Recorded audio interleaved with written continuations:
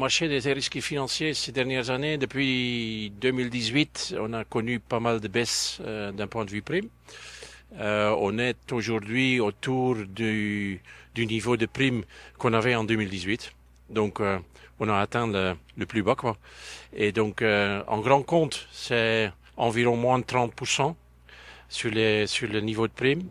En middle market, PME, PMI, c'est moins de 10% en moyenne sur les primes. Donc, il faut innover dans ce cas-là.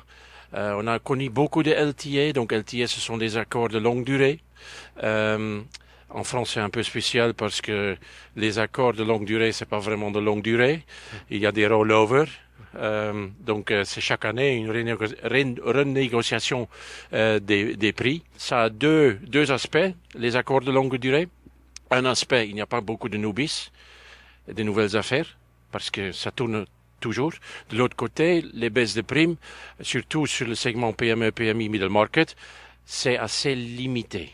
Ce qui n'est pas le cas sur le segment des grands comptes. Mais il faut innover dans ce cas-là. Et il faut prendre des initiatives. Première initiative, c'est la capacité sur notre police qui couvre les introductions en bourse.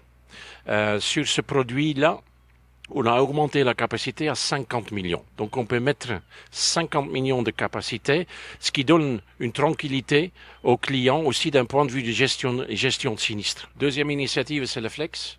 Donc c'est la solution qu'on propose pour les institutions financières. On combine plusieurs produits.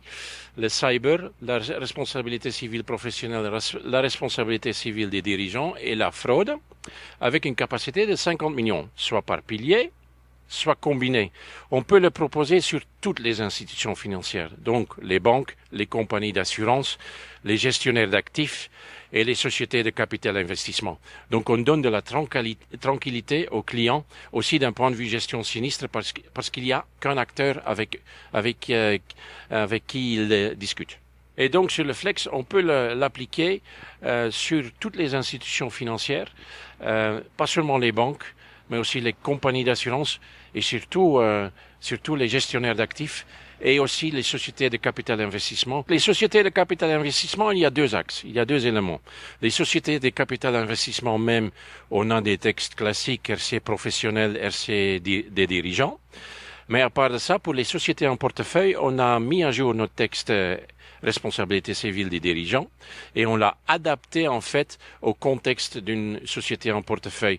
Parce que quand une société de capital investissement investit dans une société en portefeuille, un investissement de 4 à 7 ans en moyenne. Et donc on a aussi couvert dans ce texte, dans cette police, la stratégie de sortie. Et il y en a plusieurs, mais c'est couvert dans ce texte. En plus, on peut appliquer notre solution Flex aussi sur les sociétés de capital investissement. Donc on a plusieurs axes, on innove, on donne de la capacité, de la flexibilité, de l'innovation, comme derrière moi, vous le voyez, on n'arrête pas d'innover chez Beazley.